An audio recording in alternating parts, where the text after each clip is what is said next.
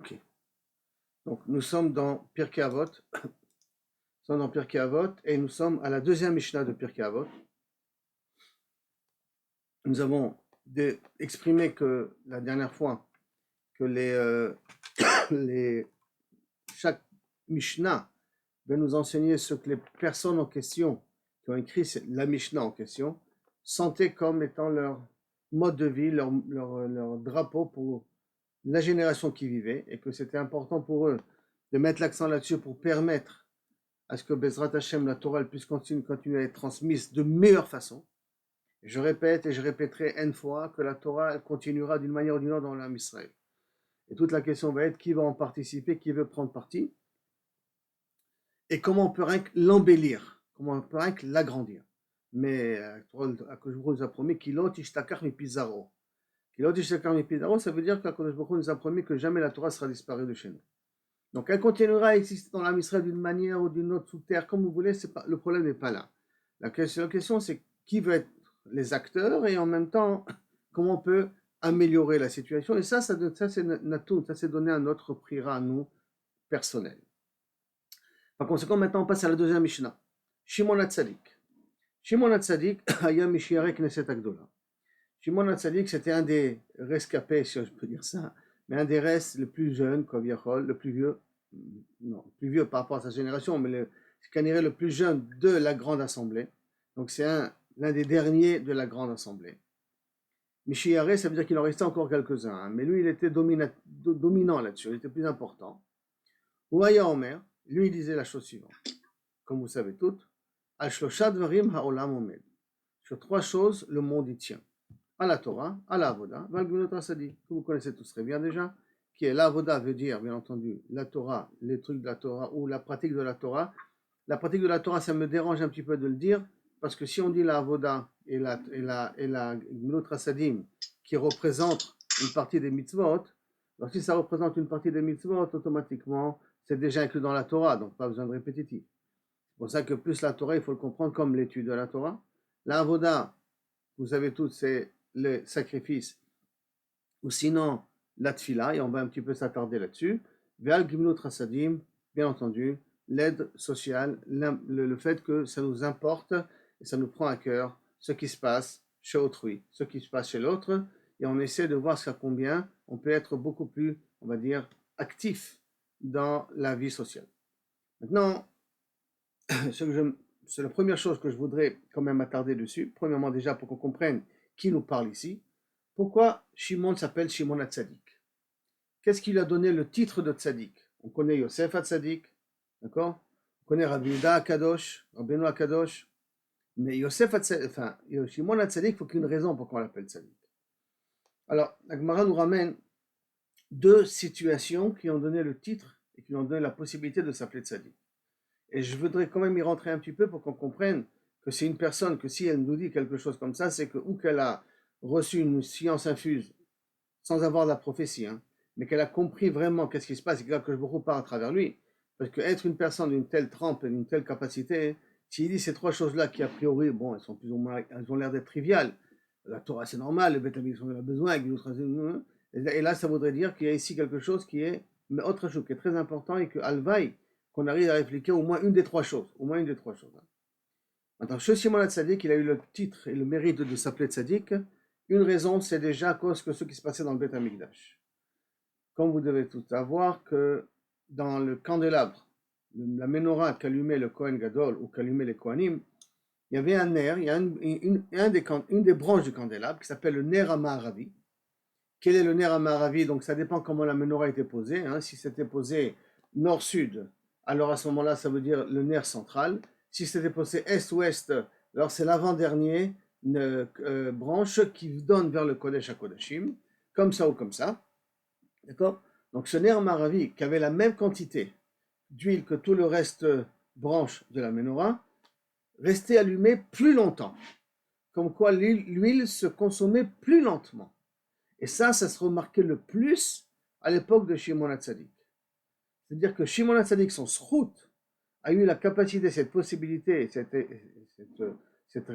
réalité, que la nature change devant la personne qui s'en occupe, ou en tout cas celui qui en est responsable. pas forcément lui qui a allumé, il y avait d'autres Kohanim, c'était le grand prêtre.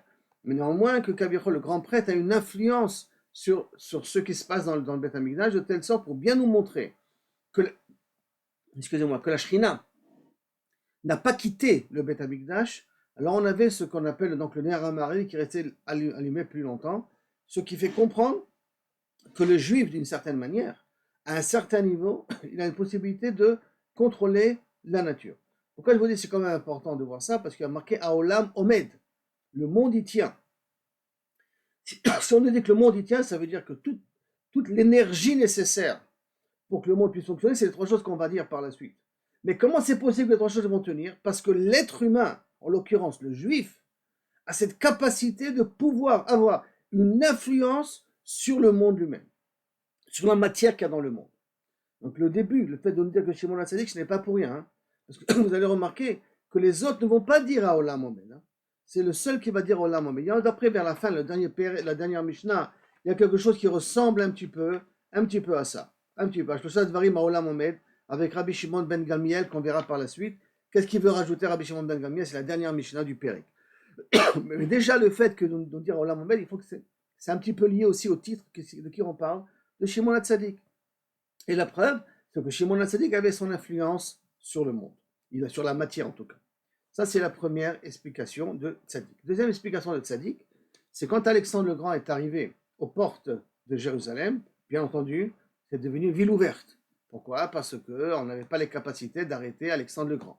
Et voici que Shimon HaTzadik sort avec tous les notables de la ville, avec ses habits de Kohen Gadol, et quand le général, le commandant, le chef, donc Alexandre le Grand arrive, il voit Shimon HaTzadik, il descend de son cheval, se met à genoux et presque se prosterne devant Shimon HaTzadik. Donc tous les généraux lui ont dit sur place, mais attends, pas possible, toi le grand conquérant, le plus puissant du monde, l'homme qui gère presque toute la puissance, la première puissance mondiale, tu te prosternes devant un juif? Un juif? Réponse, quand toutes les guerres que je vais, comment je sais que je vais la gagner? Parce que c'est son image. Donc je ne l'ai jamais vu cet homme-là. Hein, il n'y avait pas ni WhatsApp, ni tout le balagan à l'époque. Hein. Donc, quand je vois cet homme-là devant mes yeux, je sais que je vais gagner la guerre. Donc, comprenez que ce n'est pas moi qui gagne la guerre, c'est lui qui gagne la guerre. Ça voudrait dire que même au niveau de l'intervention humaine, l'intervention de l'interaction avec les humains, le juif, en tout cas, le Shimon HaTzadik avait une interférence. C'est lui qui donnait la bracha, en certaine manière, à Alexandre le Grand de réussir à faire les guerres. Maintenant que Shimon HaTzadik a spécifiquement prié pour lui ou pas prié pour lui, ou qu'à travers ça, Kadosh Baruch Hu utilise les tzadikim pour influencer Trump et influencer Anilodi Mikel, Poutine et toutes les autres personnes du monde, c'est fort possible. Donc, deuxième chose, à Olam Omed, pour un Shimon HaTzadik, hein, toute cette notion-là de Omed, qui prend un sens parce qu'on a affaire ici à Shimon HaTzadik. Déjà, pour qu'on comprenne un petit peu la notion de Omed, qu'est-ce que ça voudrait dire par rapport au titre qu'on a donné à Shimon HaTzadik. Alors maintenant, on va essayer d'analyser chacune de ces trois choses-là pour bien essayer de comprendre pourquoi il considère que le monde tient grâce à ça. Alors, il me semble que la première explication la plus simple que vous devez tout avoir automatiquement, et que Baruch Hashem, vous avez tout été éduqué là-dessus, c'est que le monde tient sur la Torah. C'est d'accord que le monde tient sur la Torah. C'est qu'Akadosh Baruch Hu a donné un mode d'emploi. Maintenant, ce mode d'emploi, il était inexistant pendant plus de 2000 ans. C'est que le monde était d'une certaine manière fonctionnait suivant un système de kaviachol, de chesed. À partir du moment où la Torah est descendue sur terre, alors Akadosh Baruch Hu il a donné le mode d'emploi aux humains. Et en donnant le mode d'emploi aux humains, il leur a dit, écoutez les enfants, il faut que vous compreniez quelque chose, que l'énergie qui va faire fonctionner le monde, c'est la Torah, c'est le contenu de ce livre-là. Qui veut dire que lorsqu'on le rend le contenu vivant, ça veut dire que lorsqu'on rend vivant, on l'étudie, on essaie de le comprendre, en fin de compte, vous donnez une espérance de vie à ce monde-là.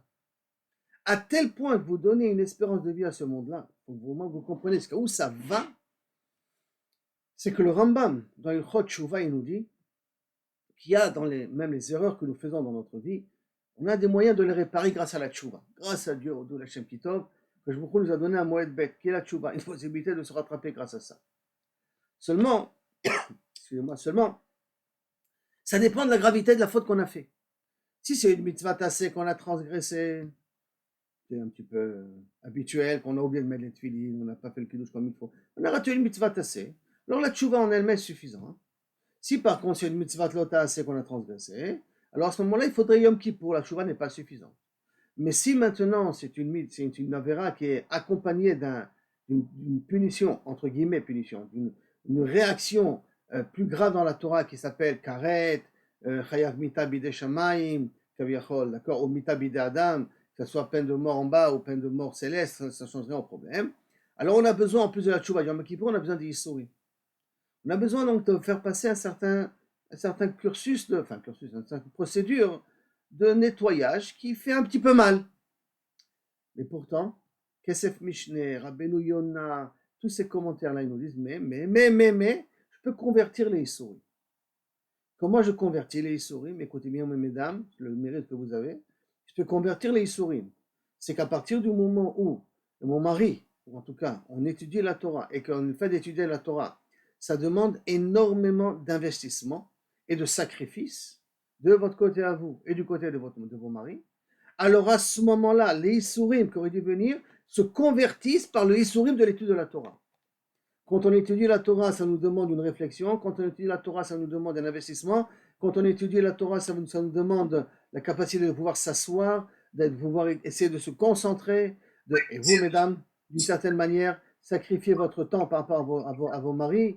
Tout ça, ça nous amène automatiquement dans une situation où, à ce moment-là, les Issourim que j'aurais dû avoir, Chaz v'Shalom, Dieu nous en préserve, en train d'aller à l'hôpital ou des trucs de ce genre, eh bien, ils sont remplacés par l'étude de la Torah. Et on gagne doublement. Parce que d'un côté, j'en nettoie les Issourim, et de l'autre côté, je gagne l'étude de la Torah que j'ai fait. Doublement. C'est pour ça que disait toujours le Rav Tzadka Zecher Tzadik Levracha, il disait aux élèves, moi je n'étais pas élève à Torah, tu sais, mais il disait aux élèves, c'est très connu, il disait comme ça, en tout cas ses élèves vont m'enseigner ça, que si les gens arrivaient à comprendre, si les personnes arriveraient à comprendre l'importance, par exemple, de l'El Shishi, de l'étude du jeudi soir, c'est dur, rester réveillé toute la nuit pour étudier, bien entendu, si on ne travaille pas le lendemain matin, et que ça ne se retombe pas sur la femme le lendemain, le vendredi. Hein. Il faut quand même une condition derrière, c'est évident, mais c'est un effort de pouvoir étudier. Et combien de malheurs ça peut nettoyer, les gens devraient étudier toute la nuit.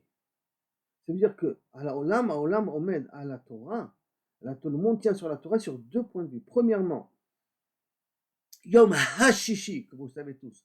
Pourquoi c'est écrit avec le Hey HaShishi? Parce que Kaviachol, comme si Akadosh Baruch Hu attendait le 6e, le 6 Sivan, depuis le moment de la création. Parce qu'il a mis dans le système, qu'est-ce qui permet au monde d'être meilleur? Qu'est-ce qui permet d'améliorer la situation? Il nous a donné un srout, l'étude de l'histoire de Moshe Rabbeinu, l'étude des Halachot, l'étude de la Gemara, de Abaye Verava, l'étude du Tosfot, l'étude du Rashba, l'étude du Zohar, ça c'est Vadaï, l'étude du Zohar, de la Kabbalah, ça Bichlal, c'est dans une autre dimension. C'est encore beaucoup plus loin. Donc, Aolam Omed, le monde tient. Ça veut dire que son espérance vie du monde va être dépendant premièrement de la Torah et déjà pour donner la possibilité au monde d'exister, et deux, pour permettre à l'être humain de vivre mieux. Parce qu'à partir du moment où il étudie, donc il s'investit, parce qu'il y a une étude light comme ça, c'est cool, il y a une étude qui est une étude. Et quand il vient, il s'investit dans cette étude, alors à ce moment-là, ça nettoiera tous les sourires que la personne peut avoir. Vous comprenez, ça veut dire quoi nettoyer tous les sourires? Alvaï, qu'on n'ait pas besoin d'aller chez le médecin, qu'on n'a pas besoin d'aller chez le moussard pour réparer la voiture, le frigidaire qui tombe en panne, qu'on ne perd pas de l'argent, qu'on soit en bonne santé. Maintenant, les exceptions, il y en a toujours. Je ne rentre pas dans les cheshbonot d'Akadosh Baruch Hu. Mais je rentre dans ce que Chazal nous dit. Kaviachol à la Torah. Que le premier élément qui est très important pour qu'on comprenne, que la base de l'existence est la Torah. C'est pour cela que nous dit aussi que le monde est fait en rond, pour que d'un côté on étudie, de l'autre côté on dort, pendant que l'autre il dort, l'autre il étudie. Aussi ça rentre en ça. C'est pour ça que si un instant le monde arrêtait d'étudier, un instant, une nanoseconde arrêtait d'étudier, le monde s'autodétruirait sur place. La Torah, c'est quelque chose qui réalise le but d'Akadosh Baruch Hu. Et premièrement, par le fait qu'on a dit que c'était la condition de la création. Deuxièmement, parce que ça évite les Issourim. Et troisièmement, parce que la Torah, par le fait qu'on étudie, ça purifie l'air, ça purifie la matière. Or, la purification de la matière, c'est le seul élément que nous avons pour réparer la faute de Adam Arishon. N'oublions pas qu'Adam Arishon n'avait pas eu la Torah. La Torah est venue avec Matan Torah, mais l'erreur d'Adam Arishon qui a alourdi le monde, qui a grossi le monde, le seul moyen de pouvoir nettoyer ce monde-là et de permettre que Bezrat Hashem, l'air soit beaucoup plus pur, c'est l'étude de la Torah. Ce n'est pas pour rien d'ailleurs que je sais que plusieurs rabbins de communauté, en l'occurrence le rabbin Monsonego de Toulouse, et il a tout simplement appliqué une des règles que Chazal nous dit, si on veut qu'une communauté change, et non, on trouve cela reste n'importe où, si on veut qu'une communauté change, alors il faudrait essayer de faire entrer un kollel dans l'endroit. S'il y a un kollel dans l'endroit, alors ça va rayonner quelque part. D'abord parce que les abrichim sont en contact avec les balébatim, donc ça a une influence sur les balébatim. Et deuxièmement, le fait qu'ils étudient, ça purifie l'air. Ça enlève tout l'inconnu d'Akadosh Baruch Hu, l'absence entre guillemets d'Akadosh Baruch Hu, ça le nettoie. Et d'un coup, Akadosh Baruch Hu devient visible. Dans sa transparence, il commence à devenir visible. Et ça comment? Grâce à l'étude de la Torah. Une maison qui n'a pas de Torah à l'intérieur, une maison qu'on ne parle pas du livret Torah à l'intérieur, Chaz Shalom, cette maison, elle est vide. Elle devient une maison grossière. Parce que qu'est-ce qui purifie l'air? C'est la Torah. Ça permet à Kadosh Baruch Hu à s'exprimer. Et si vous voulez de façon le plus terre-à-terre possible, c'est très simple. Si je parle du livret Torah, je parle d'Akadosh Baruch Hu. Quand je parle d'Akadosh Baruch Hu, donc je fais rentrer Akadosh Baruch Hu dans le monde. Et quand je fais rentrer Akadosh Baruch Hu dans le monde, automatiquement, l'ambiance, une ambiance de Torah, une ambiance où Akadosh Baruch Hu est présent. Et si Akadosh Baruch Hu est présent, ça répare toute l'obscurité que Adam Arishon a fait rentrer dans ce monde. Donc, Voya Omer, premièrement à la Torah. Premièrement, le premier élément, et mesdames, je vous remercie, maman, cordialement, que vous envoyez vos maris s'asseoir étudier, parce que c'est grâce à vous que le monde tient d'une certaine manière, puisque c'est la Torah qui est là. Et si une femme ne veut pas laisser son mari aller étudier, qu'elle soit très claire, il n'ira pas étudier. Vous arriverez à l'influencer dans le chaz v'shalom, dans le négatif. La force d'une femme, vous ne pouvez pas imaginer jusqu'à combien il est puissant. Elle est puissante. Donc, premièrement à la Torah. D'accord? Deuxième élément, à la avoda. À la avoda, si on parle de sacrifice, c'est très simple. Et c'est un petit peu logique. Parce que quel est le but du sacrifice? Pourquoi amenons-nous des sacrifices au Beth Amikdash? On a besoin de simplement sacrifier des animaux. C'est un plaisir d'égorger des animaux. Et là, qu'est-ce qu'il dit le Rambam aussi dans le Chot Shuvah, surtout à Yom Kippour? Le fameux Sa'ir la Azazel. Ce Sa'ir-là qu'on appelait le bouc émissaire, comme on dit en français. À quoi il servait? Il servait à prendre tous les Issourim du monde, et les Issourim du Ham Israël essentiellement, plus précisément, tous les Issourim, c'est-à-dire tous les Ham Israël il a fait des erreurs. Toutes les erreurs qu'Ham Israël il a fait, chaque Juif doit recevoir un petit quanta de réparation. Au lieu que les Juifs souffrent, c'est le bouc émissaire qui reçoit tout. D'autant plus que même pour les nations, si vous vous rappelez qu'à Sukkot, il y a 70 sacrifices que nous faisons en relation des 70 nations qu'il y a. Et pourquoi les 70 nations? Pour réparer leurs fautes que les nations aussi ont fait. À tel point que l'Agmara dans Ta'anit, elle dit que si maintenant les nations auraient pu savoir quelle est la puissance du Beth Amikdash, qu'est-ce que représente le Beth Amikdash, à ce moment-là, ils auraient mis des armées et des armées autour, qu'aucune pierre ne tombe de ce Beth Amikdash-là. Pourquoi aucune pierre ne tombe? Parce que justement, grâce aux korbanot, on donne une espérance de vie beaucoup plus longue, normalement, à ce monde-là, à ces terres-là. C'est comme ça qu'Akadosh Baruch Hu il a mis à travers la relation du korban. Maintenant, comment le korban fonctionne et comment le korban permet une plus d'espérance et répare, c'est pas tellement notre problème là maintenant. Si un jour peut-être on parlera sur qu'est-ce que c'est les korbanot, alors peut-être on arrivera à comprendre la profondeur de qu'est-ce que c'est un sacrifice. Pour l'instant, le fait de prendre un animal et l'égorger, je ne vois pas pourquoi ça va prendre mes fautes à ma place. Il n'y a aucune raison que ça prenne mes fautes à ma place. Mais semblerait-il qu'il y a ici quelque chose. Donc le korban est mort très chaud. Bon, mais aujourd'hui, on n'a pas de korban. On sait tous très bien. Et c'est pour ça qu'on avait dit au départ que pour remplacer les korbanot aujourd'hui, c'est quoi? C'est la prière.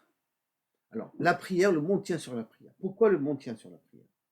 Qu'est-ce qu'il y a de spécial dans cette notion de ce qui s'appelle la tfila, la prière? Pourquoi c'est la base Kaviachol, pour donner l'existence à ce monde-là. Alors déjà, si vous regardez du point de vue historique, et quand je parle historique, ça veut dire historique non juif. Les paléontologues ou les historiens de l'humanité du monde prétendent que l'humain, l'homo sapiens sapiens, a commencé à avoir une vie humaine telle que nous la connaissons aujourd'hui. Ah, écoutez-moi bien, à partir du moment où il a commencé à faire appel à une force surnaturelle. C'est quoi faire appel à une force surnaturelle? Il a commencé à prier à une instance.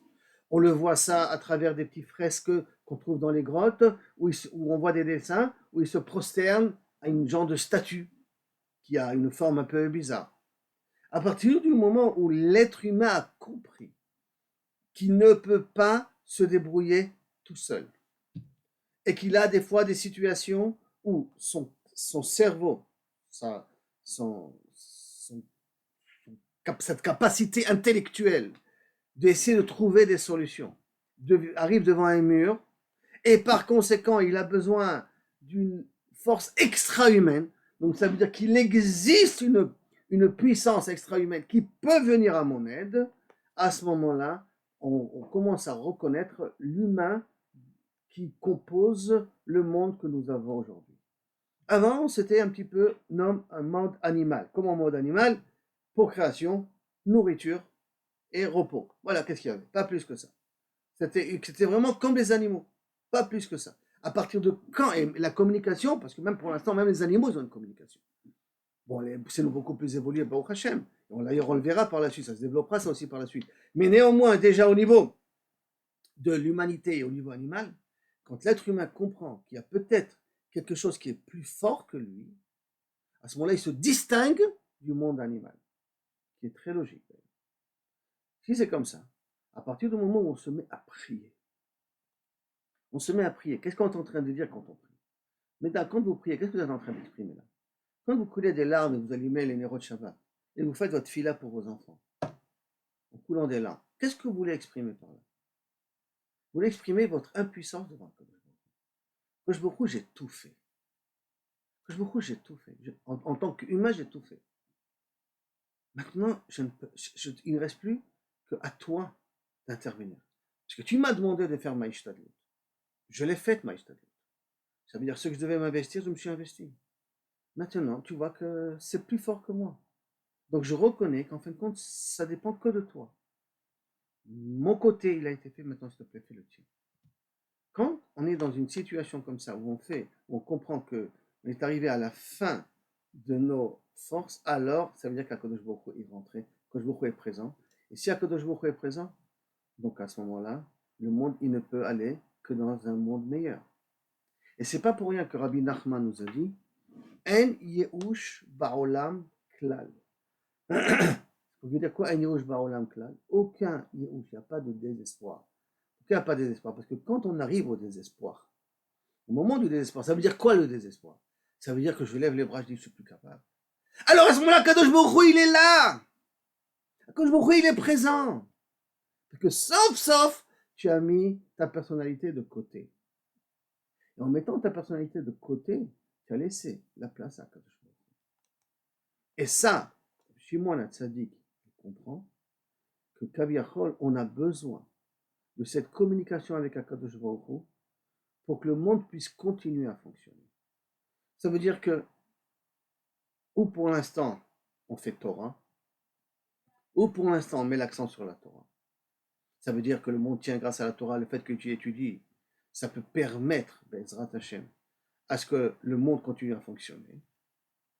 Puisqu'en plus de cela, Chazal nous enseigne que dans Midrash Kohelet, Midrash Echa, il y a marqué que Alvai oti azavo betorati shamau, qui m'abandonne, mais qu'au moins que la Torah, il continue à l'appliquer, parce que Or Sheba Marzera le Mutar, la lumière qui se trouve dans cette Torah a une capacité de pouvoir relancer, Kaviachol, la fusée, relancer l'être humain dans sa vraie relation avec Akadosh Baruch Hu. Et des histoires comme ça, Baruch Hashem, il y en a. Deuxièmement, c'est le fait d'être capable de prendre le téléphone, de dire papa, s'il te plaît, j'en peux plus. c'est rien qu'entre tes mains. Entre nous, mesdames. Vous savez tous très bien que le Mashiach va dépendre de quoi? D'une seule chose. Ishmaël va dépendre que d'une seule chose. Ishmaël. Pourquoi? Ça va dépendre de ça, c'est un sujet à part. On n'a pas le temps de s'attarder là-dessus maintenant. Mais Ishmaël, ça veut dire que, comme dit dans le Navi, je crois, Yoël, si je ne me trompe pas, que celui qui lèvera les yeux vers le ciel, lui sera protégé. Celui qui comprendra qu'en fin de compte, c'est rien que dans les mains d'Akadosh Baruch Hu, c'est lui qui pourra voir le Mashiach.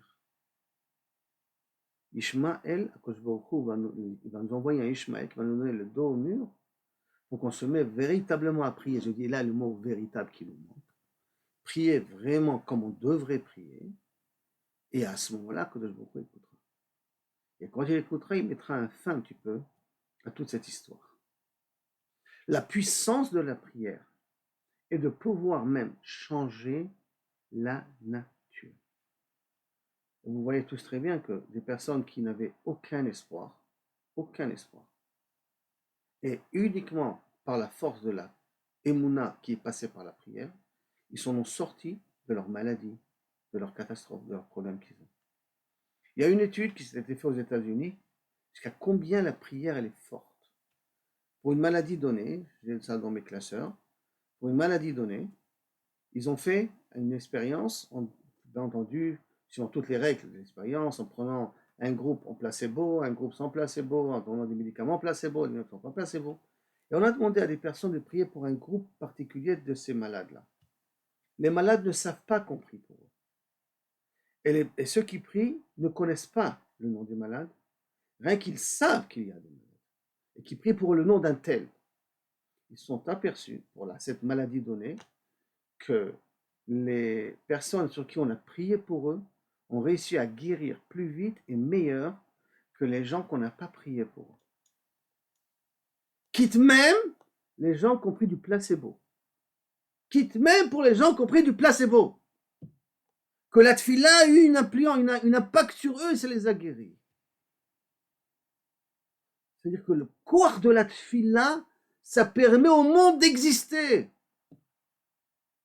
Ça permet au monde de continuer de fonctionner.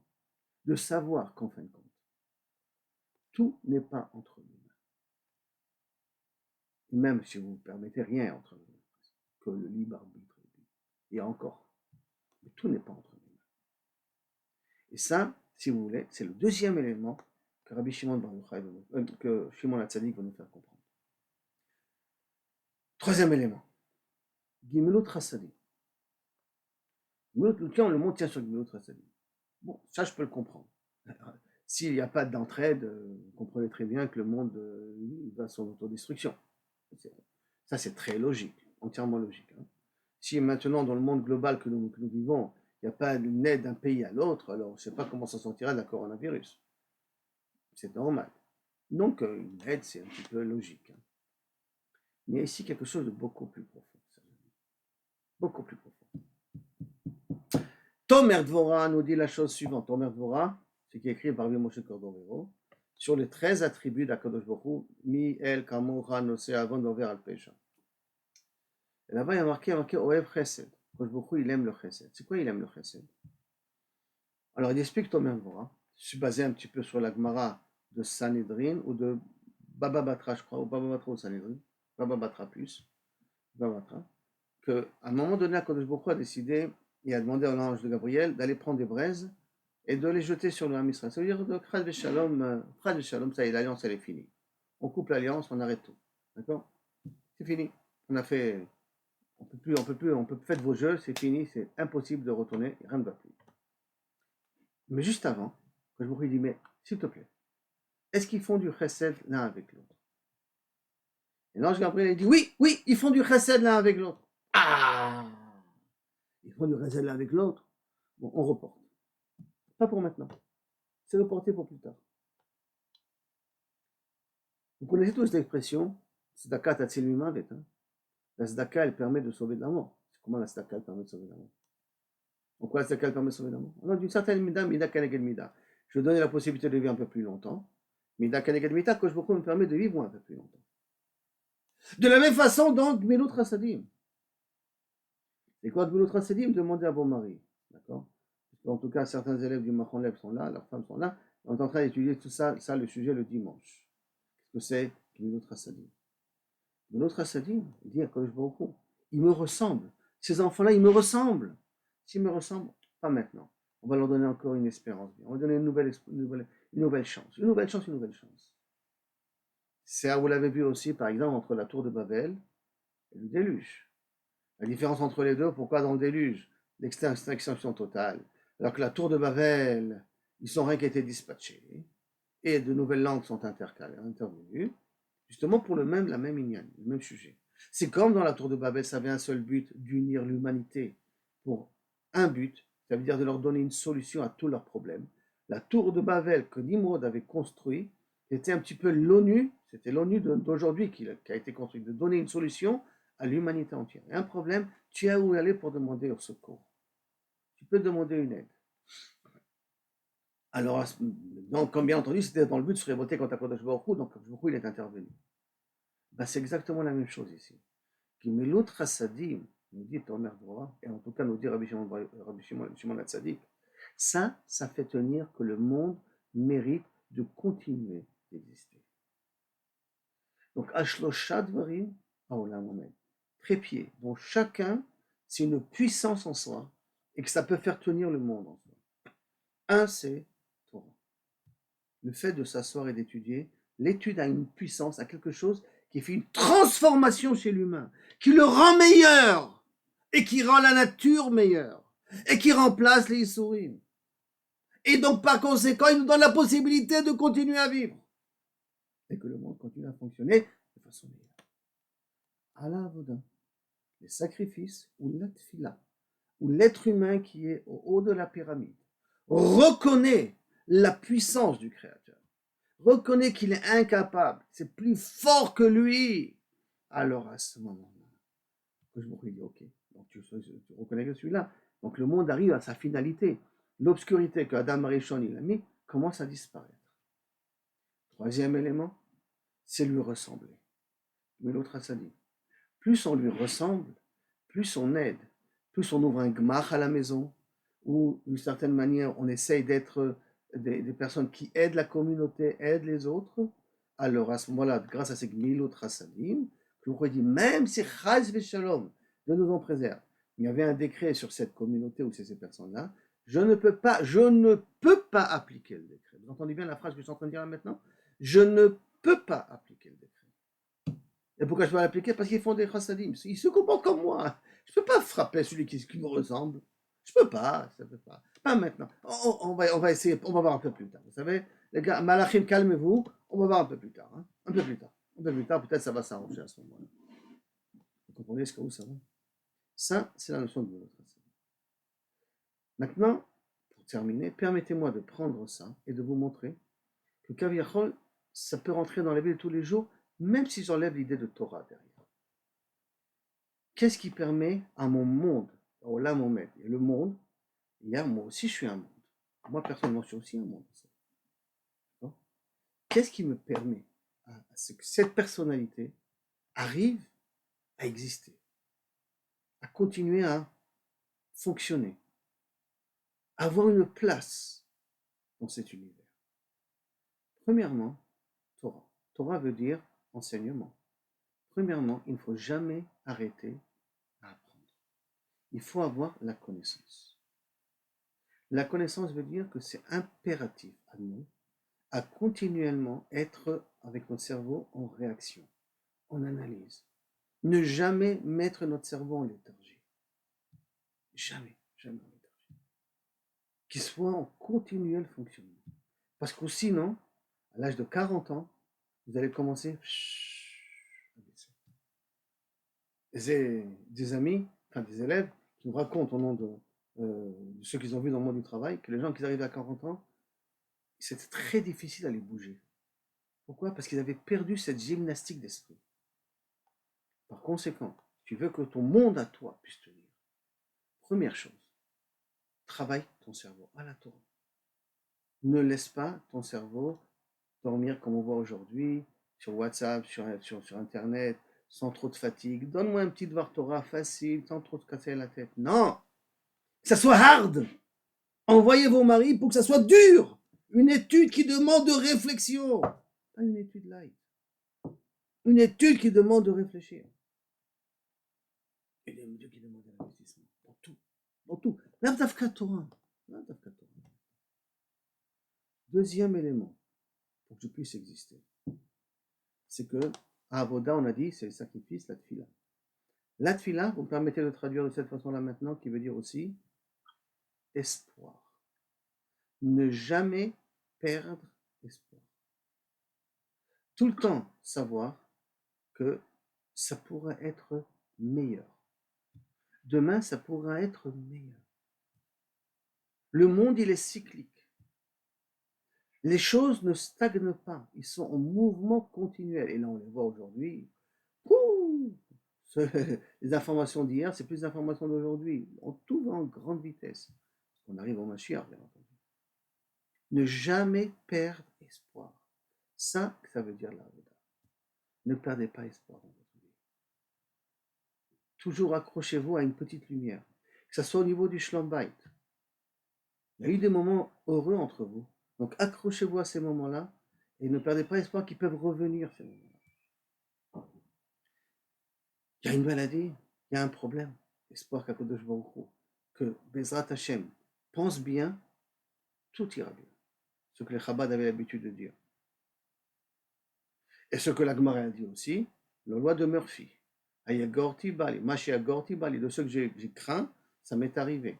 Donc plus que je crains quelque chose, et plus j'augmente les probabilités que ça s'arrive sur moi. Et moins je crains, et plus je garde espoir. Et remarquez, même si vous voulez mettre un Kadosh Baruch Hu de côté, Chaz v'shalom, Chaz v'chalila, mais c'est dans l'humain. Qu'est-ce que c'est un coacheur? C'est de te donner espoir que tu es capable de faire, capable de réagir, capable de grandir. Qu'est-ce que c'est un coacheur si c'est pas ça? Par conséquent, deuxième élément de ton monde à toi puisse exister, espère toujours aller plus loin. Espère toujours que ça sera meilleur. Troisième élément, Gmilut Chassadim. C'est quoi Gmilut Chassadim? Avec votre permission, que j'ai une place dans la société, que je suis utile à la société. Parce que quand je sais que je peux donner, ça veut dire que je suis encore riche. Vous entendez bien ça? Tant que je peux donner, ça veut dire que je suis encore riche. J'ai rien perdu. Donc à ce moment-là, l'espoir existe encore. Et en plus de cela, à partir du moment où je donne, dans le cadre que je ne donne pas en cachette, mais je donne, à ce moment-là, dans un cas pareil, dans une certaine manière, dans cette situation-là, j'ai une appréciation de la société envers moi. Or, qu'est-ce que c'est un homme dans la société? Si, c'est comment on le voit, comment on l'apprécie, quelle place on lui donne. Par conséquent, Gmilut Chassadim, ça permettra de développer ton monde. Donc si maintenant je résume ce que dit Shimon HaTzadik avec cette nouvelle vision, il dit comme ça, tu veux pouvoir réussir dans ta vie, alors tu as besoin de trois choses. Ne t'arrête jamais d'apprendre. Ne désespère jamais, car demain ça pourra toujours être meilleur. Et trouve ta place dans la société en étant une personne qui donne plus qu'il reçoit.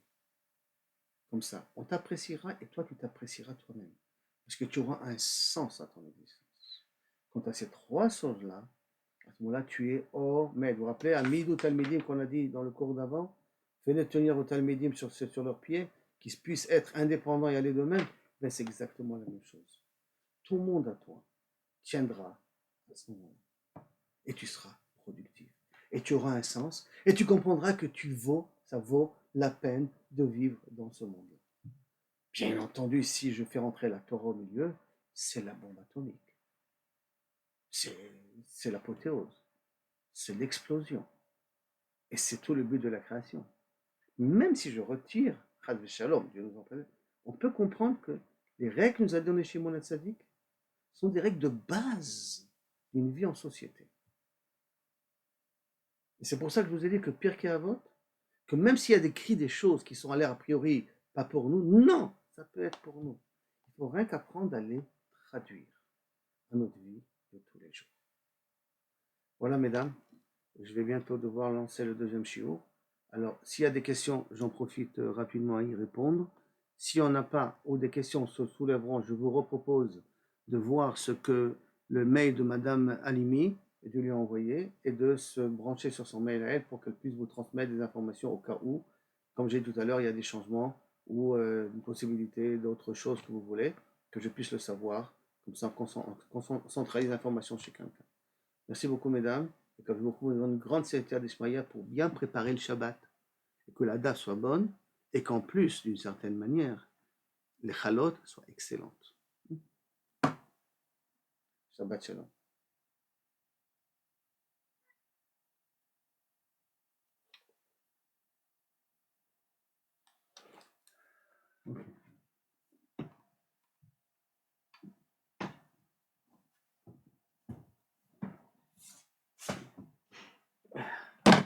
Shalom Aleichem, Daniel. Baruch haba. Baruch Hashem, c'est le premier. Presque. Qu'est-ce qu'il y a?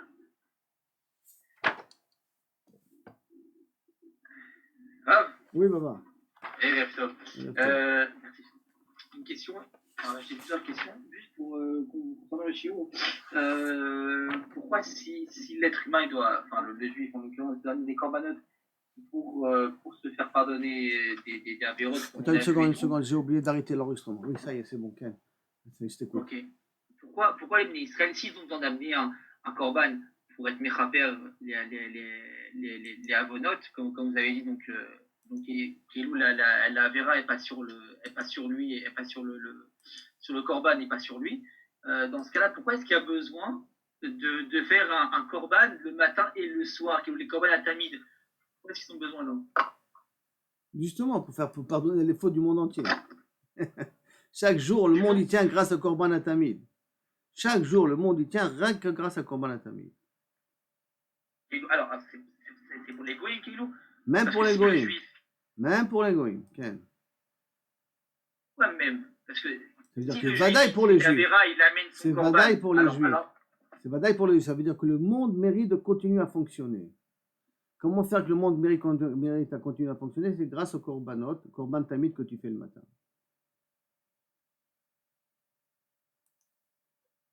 C'est ça qui fait que le monde fonctionne. Qu'est-ce qui se passe ici?